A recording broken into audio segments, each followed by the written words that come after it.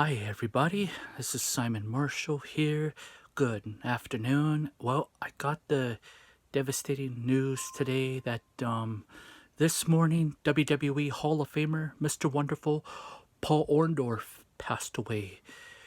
I think he suffered from concussion symptoms, and he had Alzheimer, which was pretty sad, and it was pretty harsh and heartbreaking for what happened to him today. And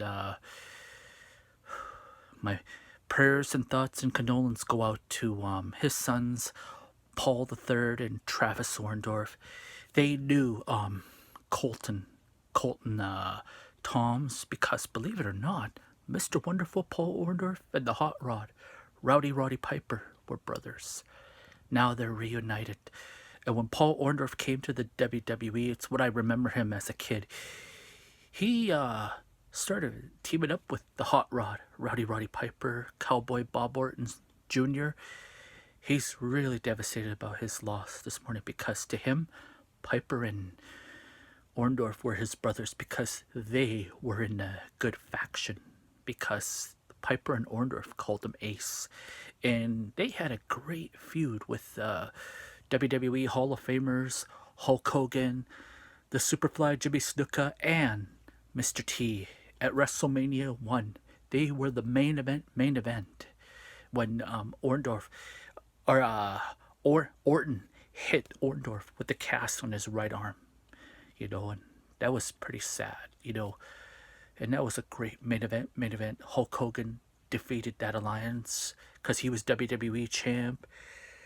And then WrestleMania 2, he had a great feud with the magnificent Don Morocco, when Don Morocco was with Mr. Fuji, because Paul Orndorff was in Uniondale, New York, Long Island, because WrestleMania 2 was in 3 cities: Long Island, Chicago, Illinois, and Los Angeles, California. And Paul Orndorff was best friends with the late, great Mean Gene Okerlund and Howard Finkel. And then when he got rid of Bobby Heenan, he said FYRED. And in August of 1986, I was 8 years old. I saw Mr. Wonderful Paul Orndorff in Vancouver, British Columbia, challenging Hollywood Hulk Hogan for the WWF/E Championship belt. And it was a great match. Hogan did the leg drop. 1, 2, 3. Joey Morella pinned him, and it was a fair win because he teamed up with Bobby the Brain Heenan. He joined the Heenan family, and I was just shocked he would turn back on us and join the Brains, as we say, and September of 1986, they were at the CNE, the Canadian National Exhibition, which was in Toronto, Ontario, and that was home of the Blue Jays and the Argonauts, and that was an outdoor venue, and they had a great feud there too.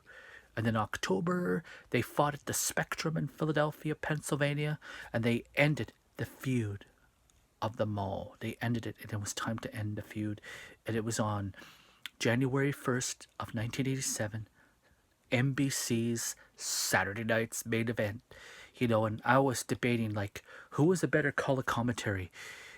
The luscious Johnny Valiant, or Bruno Sammartino? I'm going to go with Bruno Sammartino because those two had a feud back in those heydays, and it was Gorilla Monsoon who broadcasted in Toronto, Vince McMahon and Jesse Ventura, Hartford, Connecticut, in NBC, and that was a great match because it was a heck of a steel cage match when Danny Davis and Joey Marella slowly got into a feud because Marella and David Hebner knew he was crooked because Danny Davis was helping the Macho Man Randy Savage winning the Intercontinental title, and then he helped the Hart Foundation steal the WWF Tag Team titles, and he tried to steal the WWF title from Hulk Hogan.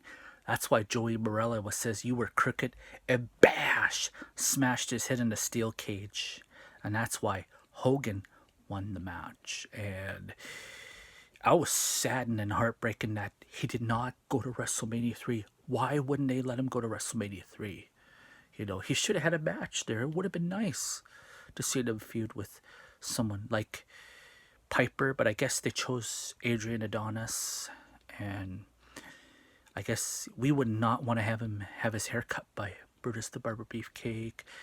And then Survivor Series 1987, that was his last WWE pay-per-view, because he teamed up with Bam Bam Bigelow, Kenny Pentora, Hulk Hogan, and the magnificent Don Morocco. And on the corners, it was Oliver Humperdinck and superstar Billy Graham. And they took on the Alliance, the Heenan family, captained by Andre the Giant. He had the one-man gang slash Akeem, the late great ravishing Rick Rude, the late natural Butch Reed, who teamed up with Ron Simmons and became Doom in WCW, and King Kong Bundy, who was another member of the Heenan family. And the saddest thing, those four have passed on, which is kind of heartbreaking, because the only one that's still alive now, Gary Gray, aka One Man Gang and Akeem. So it was hard to see him leave because he was in semi-retirement, but he did do a small stint with AWA, Vern Gagne's Wrestling Corporation, which was based in Minnesota, and that's where he went. And then he chose to retire for a bit because he did suffer a mild concussion, and he was scared. He didn't want to die back then. So in 1990, he shocked us all by joining WWE's enemy, WCW, because AWA was folded in 1990. Half of them went to WWE and half of them went to WCW. So guys like Greg and Vern Gagne, Baron Von Rasko, Ray Stevens, all